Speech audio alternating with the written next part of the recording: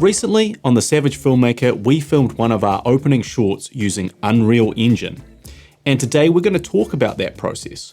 What makes Unreal great for independent filmmakers? And what makes it different to traditional 2D green screen compositing?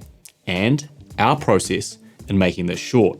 What we learned, what went wrong, and what you could improve on when developing your own work in Unreal.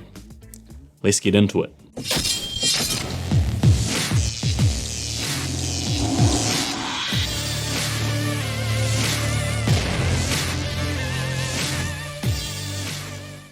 Hello everybody, my name is Guy Pigden. I am the Savage Filmmaker. I make feature films, web series and shorts, and I'm here to give tips and advice to indie filmmakers about how to make those things.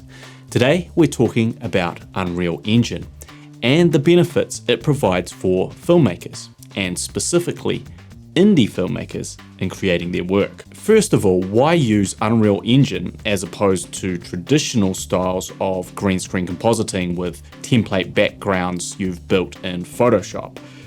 This was the first question put to me by a filmmaker friend of mine.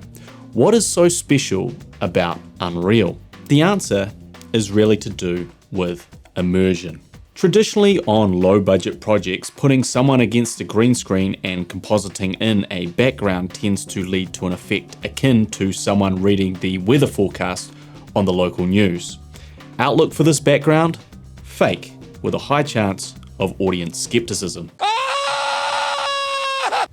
And even the biggest Hollywood blockbusters have suffered from this effect, since it started being employed rather liberally in films. And no matter how big the film, they frequently don't get it right. Marvel Cinematic Universe, I'm looking at you. Don't do it! This was fun! No! And these backgrounds have been created by hundreds of VFX artists working hundreds of hours to achieve these not so amazing results. What hope then do we have as indie filmmakers of creating something on the same level? What we're talking about is world building and for no money. Enter Unreal Engine, a 3D software program which allows you to build 3D assets or buy and then combine pre-existing templates to create these amazing worlds. Dystopian sci-fi futures, YouTube purgatory caves, barren deserts, lush forests, you name it, Unreal can create it, and in a lot shorter time frame than has ever been previously possible. Essentially, what Unreal does is create a shortcut between what we see produced by Hollywood studios and what we can create in our own bedroom studios. And anytime we can narrow the gap between those two things, it's incredibly exciting for filmmakers. Filmmaking at the end of the day is all about imagination and creativity. And anytime a program arrives on the scene that allows you to reach out and harness your imagination without the traditional cost associated with large-scale set pieces, it quite literally opens up a whole new world to independent filmmakers. If you can build your sets in Unreal instead of having to build them with scaffolding and paint and polystyrene, if you can create the worlds you see in your head without being limited by your lack of budget, I just imagine the stories you could tell. Come with me and you'll be in a world of pure imagination. What makes Unreal great is the unreal amount of control you have in creating these digital assets. If we go back to the beautiful matte paintings used on films pre-CG, one of the issues you have with them is lighting. This is 2D, this is inanimate, so how can it truly feel alive? In the real world, light reflects and bounces everywhere, and this is something that is very hard to replicate with a 2D static plate. Unreal lets you create light sources which then reflect within the backgrounds themselves. We can see these light sources hitting different objects and reacting. This is obviously a huge difference in terms of that immersive feeling. And if you move those lights, Unreal moves those reflections. And even when you put your foreground subject into Unreal, the lights will even affect them, although the effect is limited. Then we have the idea of building these 3D layers. Adding elements together provides depth to your backgrounds in a way that 2D elements just cannot. We get that sense of spatial distance and depth that is critical in how we interpret the geometry of a scene or a background, and it makes us feel as if it has the appropriate dimensions that extend forwards or backwards. Also, your background has the ability to introduce movement.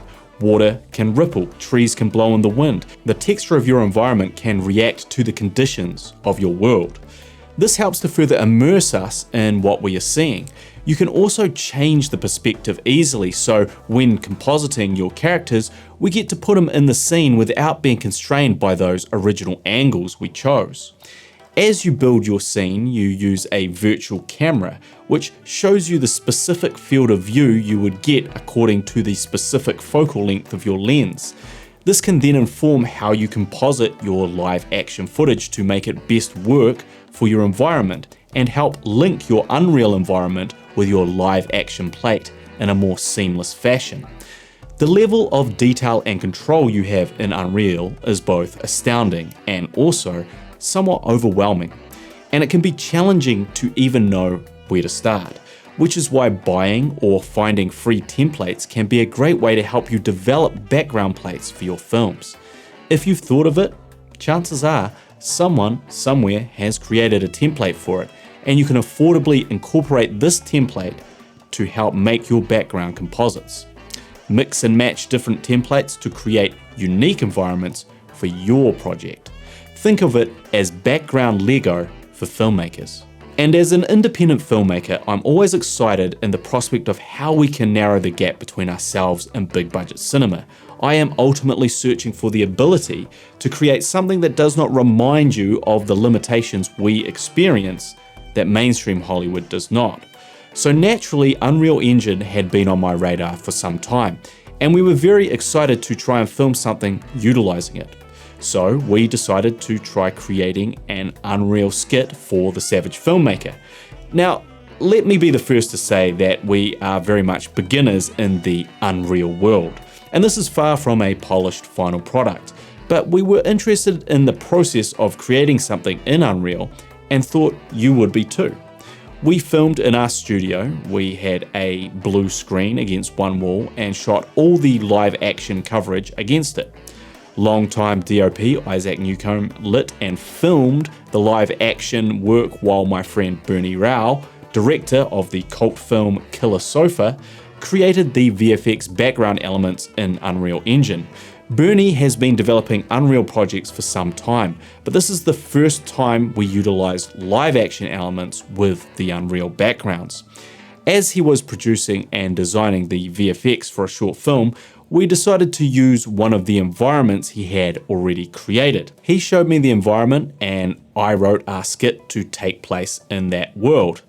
We had Bernie on standby with his computer and the Unreal project set up in the corner of the studio. We filmed on the red Komodo, and as we filmed, we sent a video signal to Bernie's computer. This allowed us to monitor a rough version of the live action composite against his Unreal background in real time as we filmed it.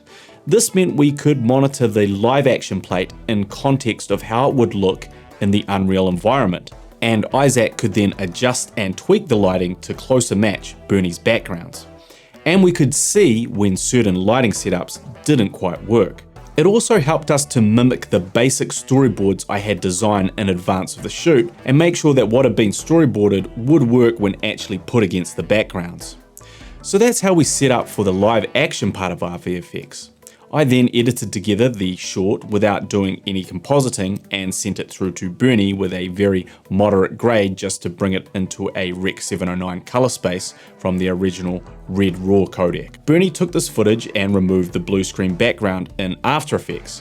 This was actually our first mistake. Before Bernie could place the live action elements into the background, he already had less latitude for color grading because I was sending him an image sequence that was already pre-graded. That means he could not make large changes to the color to help the image sit against the Unreal background most seamlessly. We also made a mistake with our compositing blue screen background because we were using a cheap blue screen material which was crinkled and full of shadows.